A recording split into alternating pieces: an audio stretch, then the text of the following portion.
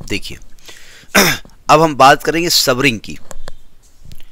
जैसे आपने सब ग्रुप पढ़ा है, क्या होता था भाई, एक ग्रुप का सबसेट है जो ग्रुप की सभी प्रॉपर्टी को फॉलो करे, बस वही हो गया। तो ये कह रहे हैं कि अगर हम मान लें कि R plus dot be a ring, जैसे R plus dot be a ring हमने बताया, फट से आपके दिमाग में कौन कौन सी प्रॉपर्टी आई? पहली प्रॉपर्टी आपकी ये आ गई कि R प्लस एबिलियन ग्रुप है। अच्छी बात है, इसमें हर एक हेडिंग और हर एक थ्योरम के पास उस चीज़ का रिवीजन हो जाता है, वो बताना ही पड़ता है। R प्लस एबिलियन ग्रुप है, और जैसे ही R प्लस एबिलियन ग्रुप आया, फट से आपको आया कि ये चीज़ कितनी प्रॉपर्टी को फॉलो करेगा? 5। कौन कौन सी? Closure property, associative, identity, inverse और कम्यूटेटिव। दूसरा कहा गया यहाँ पर कि R जो है डॉट के केस में एक तो एसोसिएटिव लॉ को फॉलो करता है, ठीक है, और दूसरा डिस्ट्रीब्यूटिव लॉ को फॉलो करता है, डिस्ट्रीब्यूटिव लॉ को फॉलो करता है। इतनी प्रॉपर्टी वहाँ पर थी, याद है ना? अच्छा, और अगर वही रिंग कम्यूटेटिव रिंग होती तो मल्टीप्लिकेशन के केस में ए डॉट बी बराबर बी डॉट ए बी होता, और अगर वही रिंग विद यूनिटी होती, अगर होती, अभी यहाँ है नहीं, तो 1 भी इस रिंग को बिलोंग करता, और 1 इंटू ए बराबर ए इंटू 1 इज इक्वल टू ए होता। ये हम जानते हैं। तो कह रहे हैं कि अगर R एक रिंग है, और R का मतलब एक सेट एलिमेंट का, भाई R का मतलब क्या होता है? एलिमेंट का एक सेट होता है जो इन प्रॉपर्टीज़ को फॉलो करता है। तो कहते हैं अगर हम एक S ले लें, non empty subset of R, मतलब S एक सबसेट ले लें R का, लेकिन नॉन एम्प्टी हो। अब आप कहेंगे अगर नॉन एम्प्टी होगा तो सबसेट कैसे हो? अगर वो एम्प्टी हो जाए तो सबसेट कैसे होगा? जी नहीं, एम्प्टी भी सबसेट होता है। हमने भी किसी भी सेट, जैसे कोई सेट आप 1 2 ले लें और जब इसका सबसेट निकालते थे तो 5 ही होता था, ठीक है। तो हम फिलहाल नॉन एम्प्टी की बात कर रहे हैं। तो कहते हैं अगर S एक नॉन एम्प्टी सबसेट ले लें और S भी रिंग की सभी प्रॉपर्टीज को उन्हीं ऑपरेशन के तहत फॉलो करे, तो उसको हम कहते हैं सब रिंग, ठीक है। यानी if S is a subset, non empty subset of R, then S is said to be subring if S plus dot is also a ring। यानी ये भी सभी रिंग की प्रॉपर्टी को फॉलो करे, ठीक है। कुछ चीज़ें और समझ लीजिए इसी में, चूंकि डेफिनेशन है तो कुछ बातें बता दी जाएं। नंबर 1, अब सिंपल सी बात है, S जो है R का सबसेट है, तो बड़ा कौन? S बड़ा कि R बड़ा? R बड़ा। तो R हमेशा धौंस दबाएंगे, औकात में रहना, छोटी हो नहीं रहो, ऐसे कहेगा। तो अगर ये कह रहे हैं कि if S is subring of R, subring of R न कहिए, हाँ कह सकते हैं, देन R को हम क्या कहेंगे? R को हम कहेंगे ओवर रिंग। ये ओवर रिंग कहलाता है। R is called over ring, over ring. जैसे आपने सबसेट पढ़ा था, तो एक प्रॉपर सबसेट था, याद है? बोले पुरानी फिर बातें आप खोदने लगे। एक सबसेट था, सबसेट का आपने इंडिकेशन पढ़ा था, ये सबसेट का इंडिकेशन था। इस लाइन का मतलब होता है इक्वलिटी, मतलब वो इक्वल भी हो सकता है। हर सेट अपने आप का सबसेट होता है, लेकिन एक साइन सबसेट का ये वाला था जिसमें इक्वलिटी नहीं थी, इसको कहते थे प्रॉपर सबसेट। यानी इसमें बी हमेशा ए से छोटा ही होने वाला है, यानी बराबर नहीं होने वाला है। तो जब ये बराबर नहीं होने वाला है तो ए सुपर सेट कहलाता था। एक ए अपने आप को सुपीरियर समझता था, जानते हो मैं कौन हूँ, ऐसे सुपीरियर नहीं दिखाता कि कभी आप इक्वल भी हो सकते हैं, इसलिए औकात में रहता है। तो उसी प्रकार से अगर S जो है सबरिंग है, तो R को हम क्या कहते हैं? ओवर रिंग कहते हैं, ठीक है। दूसरी बात कहते हैं कि अगर R जो है रिंग है, इफ R इज रिंग, अगर R रिंग है, देन जरा समझिएगा, एक एलिमेंट इसका 0 होता है। मान लिया हमने क्या किया, R रिंग है तो R में 0 भी तो होगा ना, आइडेंटिटी एलिमेंट, और मैंने उससे एक एलिमेंट 0 निकाल लिया, तो 0 R का सबसेट होगा। तो 0 भाई साहब हर प्रॉपर्टी को फॉलो करेंगे, 0 into 0 plus 0 0, closure property. 0 plus 0 एक ब्रैकेट में plus 0 is equal to 0 plus अगले ब्रैकेट में 0 प्लस 0, एसोसिएटिव प्रॉपर्टी। हर प्रॉपर्टी को फॉलो करेंगे। और अगर मैं आर ले लूँ पूरा का पूरा सेट, तब भी वो हर प्रॉपर्टी को फॉलो करेगा। तो ये ऑलवेज सबरिंग होंगे, will be always subring of R. नहीं समझे? अगर आर एक रिंग है तो उसका एक एलिमेंट 0, ये एक सबसेट हमने निकाला, तो 0 हर प्रॉपर्टी को फॉलो करेगा, आपको उसे चेक करने की जरूरत नहीं है। तो इसको हम इम्प्रॉपर सबरिंग कहते हैं। Then it is called, then कहिए इट इज कॉल्ड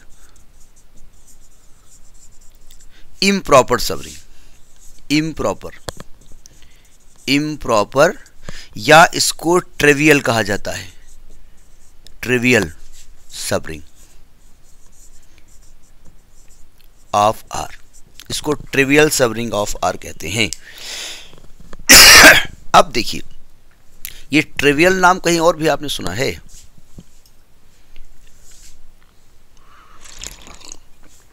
देखिए, कहीं पर अगर आपको कोई ऐसा ही क्वेश्चन दिया हो जहां पर आपको उसके सोल्यूशन को चेक न करना हो, बिना चेक किए आप कहोगे इसकी वैल्यू 0 0 है, इसकी वैल्यू ये आएगी, आपको नहीं चेक करना है, तो ट्रिवियल कहलाता है। ठीक है, जैसे मैं आपको कोई एक लीनियर इक्वेशन दे दूं कि 3x plus 4y is equal to 0 और 7x plus 2y is equal to 0, इन दोनों इक्वेशंस में कोई कांस्टेंट टर्म नहीं आया हुआ है, तो 0 0 इसका एक सोल्यूशन है ही है। और भी हो सकता है, एक अलग की बात है कि 0 0 फिलहाल इसका एक सोल्यूशन है। अगर x को 0 और y को 0 कर दोगे तो left hand side right hand side के बराबर हो जाएगा। तो ऐसे सोल्यूशन को हम ट्रिवियल सोल्यूशन कहते हैं। ठीक है, तो यहाँ पर जो 0 है वो बिना किसी चेकअप के वो मान लिया जाता है, वो होता ही है, रिंग की सब प्रॉपर्टी को फॉलो करता है। और आर तो पूरा पूरा सेट ही आपने दे दिया, वो तो करेगा ही करेगा, क्योंकि आर को पहले ही आप क्या मान रहे हैं? रिंग। तो ऐसे केस में जो सबरिंग होती है उसको इम्प्रॉपर सबरिंग या ट्रिवियल सबरिंग कहते हैं। कुछ लोग ट्राइवियल पढ़ते हैं, लेकिन ट्रिवियल भी कुछ लोग पढ़ते हैं, इसलिए हम ट्रिवियल पढ़ते हैं। और एंड अदर सबसेट अगर हम ले लें, other subrings, other subset, subset if exist, अगर एग्जिस्ट करें तो कॉल्ड प्रॉपर सबरिंग। अदर को हम कहते हैं प्रॉपर सबरिंग्स, इसको प्रॉपर सबरिंग्स कहा जाता है। ठीक है, ये दो ध्यान से जो बातों को सुनिएगा। ठीक है, अब जरा कुछ एग्जाम्पल समझ लीजिएगा।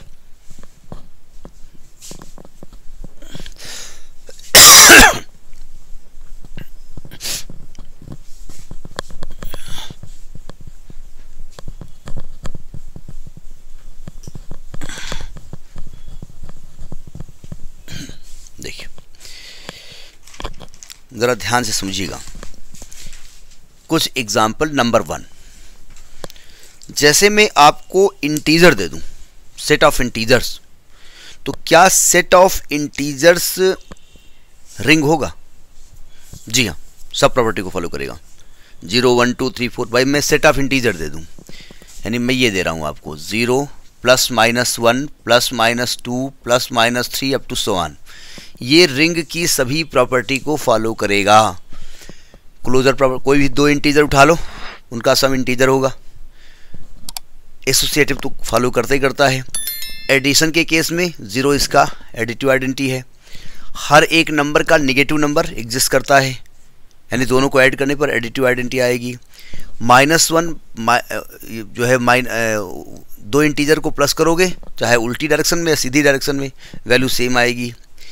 डिस्ट्रीब्यूटिव लॉ को फॉलो करेगा। ठीक है, और अगर हम इससे इवन इंटीजर निकाल लें, मैं इससे इवन इंटीजर, 0 इवन माना जाता है, 0 2 plus minus 2 plus minus 4 plus minus 6, अब बताओ ये इवन इंटीजर इस रूल को फॉलो करेगा कि नहीं करेगा? नहीं करेगा। सोच के बोला, कैसे बोल दिया आपने? बोले नहीं, हमने सोचा तो, क्योंकि कोई भी दो इवन नंबर लोगे सम इवन आने वाला है।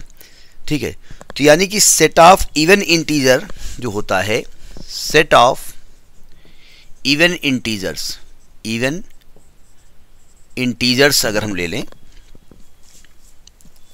Is a subring, is a सब रिंग कहाँ से लिया है आपने? Of the ring of integers, of set integers. आपने नंबर लिया कहाँ से है? इंटीजर से लिया है, ठीक है।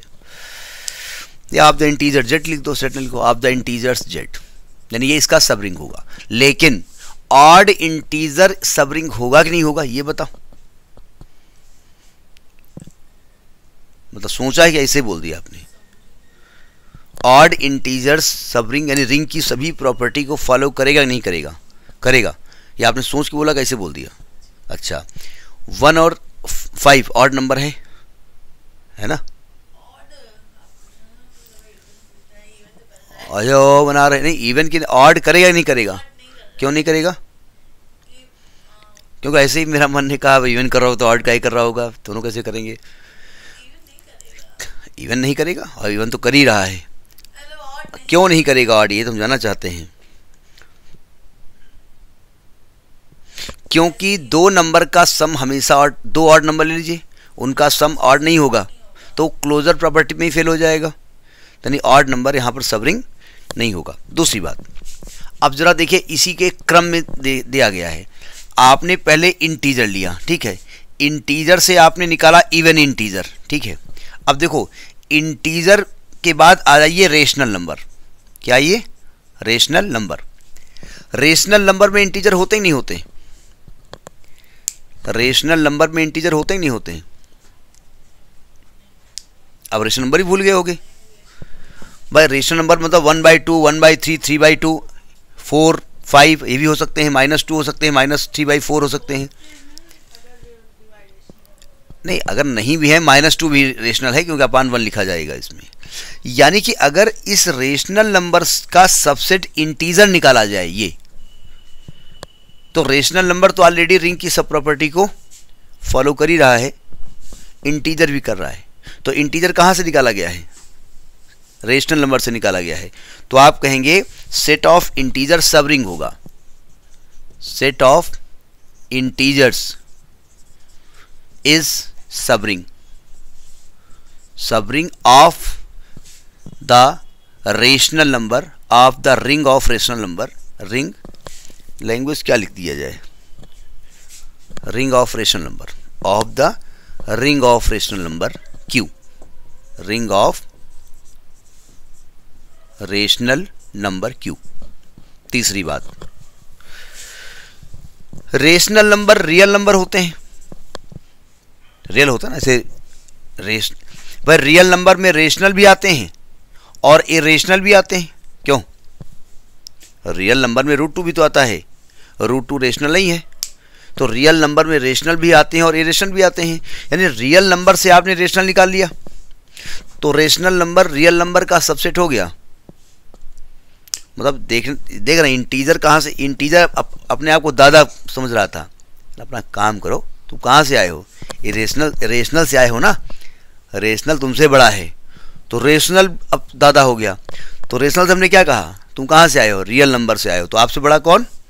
रियल नंबर से कौन निकाला गया? रेशनल। तो हम कहेंगे set of rational number, set of